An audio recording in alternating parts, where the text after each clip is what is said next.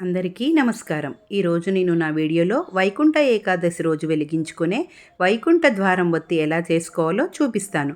ముందుగా పత్తిని గింజ తీసి ఎండలో పెట్టుకొని నేను చూపిస్తున్న విధంగా దారాన్ని ఇలా తీసి పెట్టుకోవాలి. నేనైతే దారాన్ని ముందుగానే తీసి పెట్టుకున్నాను. తర్వాత ఈ దారాన్ని ఇలా 3 వేళ్లకు 175 చుట్లు చొప్పున 2 చుట్లు చుట్టుకొని పక్కన పెట్టుకోవాలి. నేను 4 వేళ్లకి చుట్టుకుంటే ఒత్తి చాలా పెద్దగా వచ్చింది కాబట్టి 3 వేళ్లకైతే సరిపోతుంది.